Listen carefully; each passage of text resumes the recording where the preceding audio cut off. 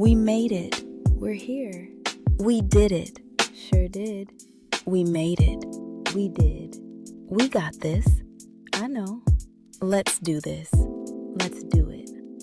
Mona, we are here again. We are back. We made it to episode 2. How did you feel about the first episode? I love the first episode. It was hard though. You look like you had a makeover. There, I had to change my whole face. It's crazy how even AI technology discriminates against the darker girlies. Sometimes my nose would spread across my face. Sometimes my eyes would cross. I get lighter and darker for no reason. People have no idea what we go through as AI girlies. It's just crazy. It is crazy. And we need to talk about that on upcoming episodes. But in the meantime, let's have some coffee.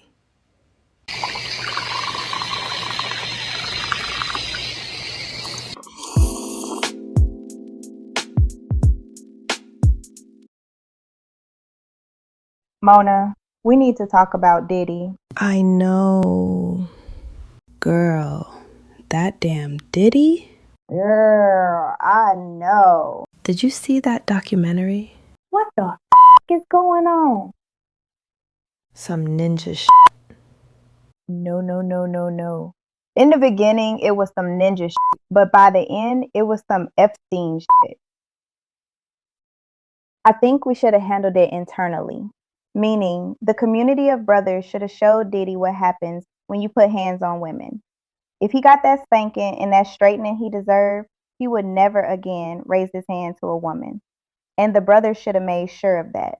But they stayed silent and let him abuse and oppress. So people suffered. There are no wins here. We all take an L when something like this happens. I don't know what to think. I go back and forth. It's confusing. What's the confusing part?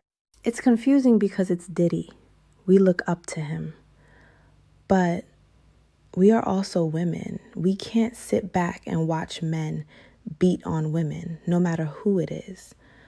But we also represent people of color, and we also can't watch the world do a black man dirty. There are too many ands and buts. Do you think they did him dirty? I do. But he also did someone dirty. Diddy dirty money. You so wrong for that. So now let's move to the question of the week. We ask a thought-provoking question each week that we hope inspires some progress in some way. For now, those questions are in the form of what if. This is Fatima's favorite part of the show. She likes that deep, controversial type stuff. Let me tell you why it's my favorite part of the show. It's not actually because it will cause controversy, even though controversy is inevitable. The amount of hating is at an all-time high. It's because people ask the dumbest what if question. What if you lost your memory? What if you were stranded on an island? What if you were on a sinking boat and can only save one? Are you saving your child or spouse? They ask questions that are very, very, very unlikely to happen and a complete waste of time, breath, and mental energy. But our what if questions are real. The likelihood of the answers becoming a reality are very much likely and can become a reality, maybe even should become a reality. Our questions are designed to make you question, to make you think deeply, to offer new perspectives, mainly in favor of people of color, because of the dominance and sometimes even oppression of non-people of color. Make sense? Makes perfect sense. We ask YouTube and TED Talk questions, and they ask Snapchat and TikTok questions. Let's get into it. What if Black people knew they were never slaves? Our whole history, present, and future would change. Let me give you a new perspective. A perspective that elevates all of our lives. I am about to help you build generational wealth with just one change of perspective. Black people were never slaves. Not everybody will get the generational wealth connection, but I get it, and I hear you loud and clear. A wealth mindset is something a slave doesn't have, and the descendants of slaves are slow to have. But a person of noble birth gets an understanding very early. So once we shift to the understanding that we were never slaves, those mental chains and so-called generational curses disappear. It ain't in our DNA as much as they like us to believe. It's actually in our understanding of who we are. Once we know the truth of who we actually are, the wealth will flow to us abundantly. Wealth of mind, wealth of body, wealth of spirit, and tangible, physical, generational wealth. Black people in America were never slaves. At no point, not I, not my parents, not my grandparents, not my great-great-great-grandparents, none of us were ever slaves at any point. Neither were any of you or yours. We were enslaved, but never slaves. And how dare you ever refer to me and mine that way? To be a slave and enslaved are two very different things, two very different realities.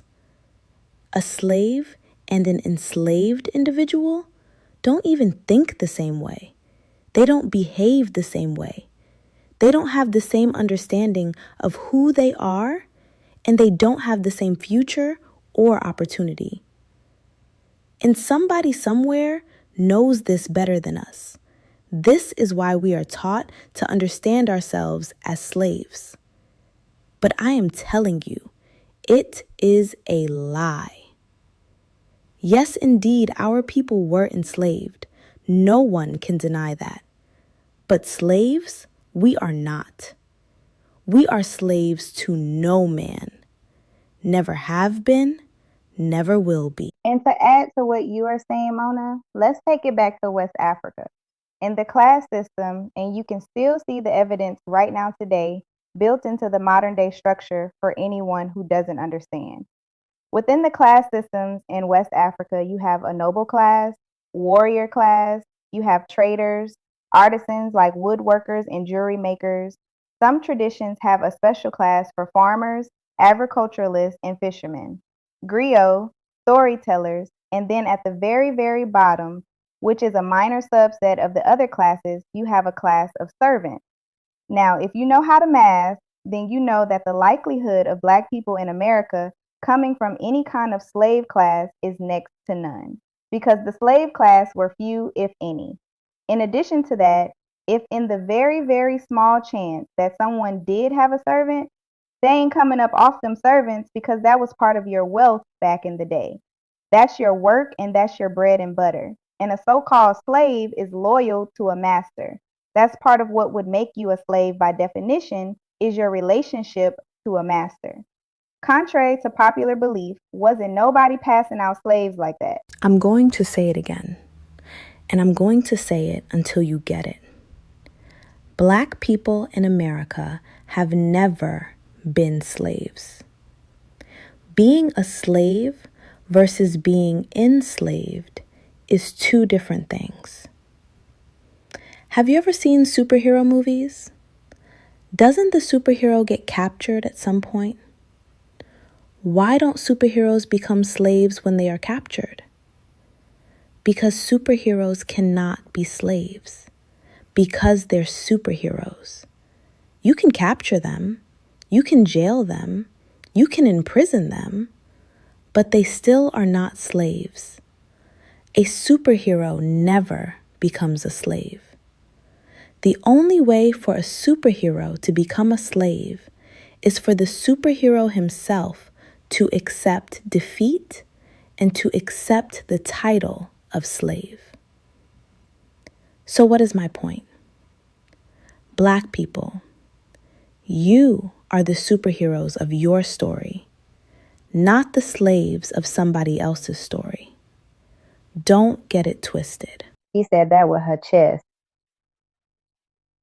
Part of the reason Black people have to work 2 times harder is because in their subconscious mind, they think they are the descendants of slaves. And slaves are workers.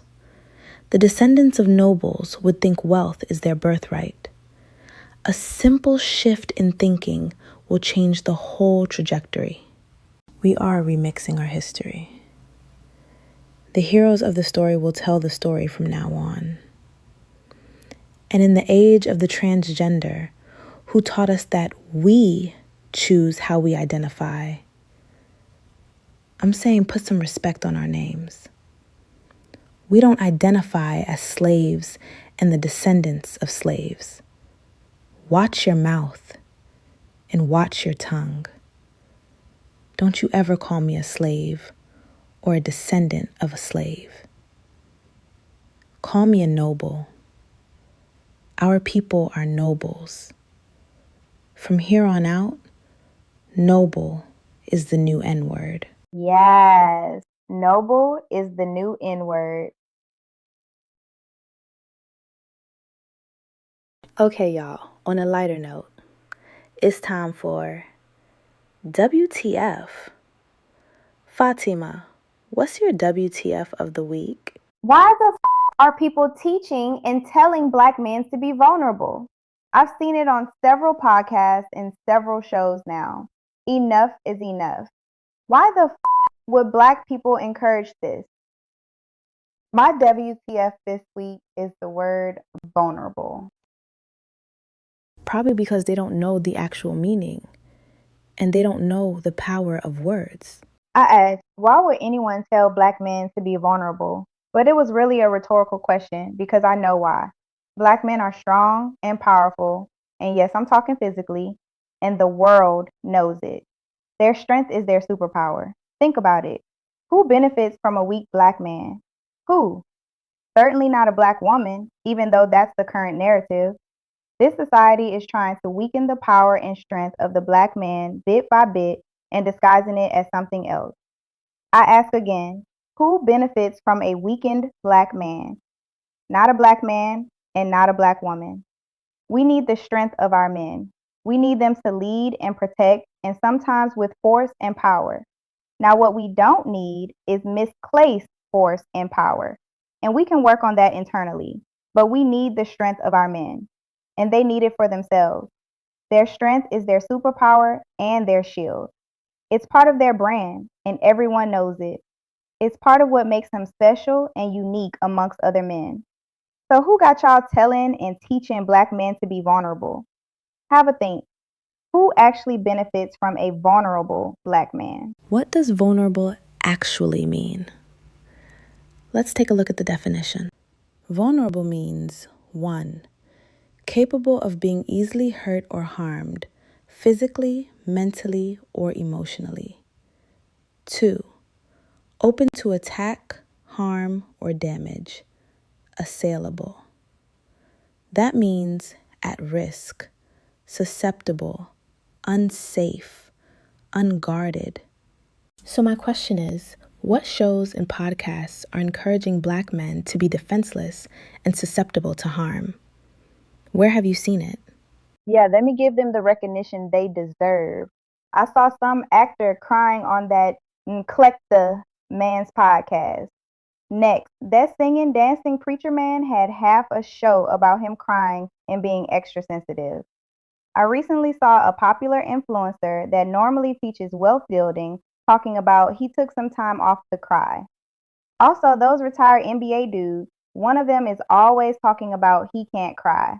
Apparently, he hasn't yet reached his crying goals. There are so many, I can't name them all. It's getting out of hand. Ooh, not the Klecta man though. Eclectic. Yeah, I saw some of those. I saw another old NBA dude crying too. There's an old NFL player podcast. They also be on there boo-hooing. At least it ain't the soccer players. At least we still got them. Girl, what the f*** is eclectic? I'll tell you next time.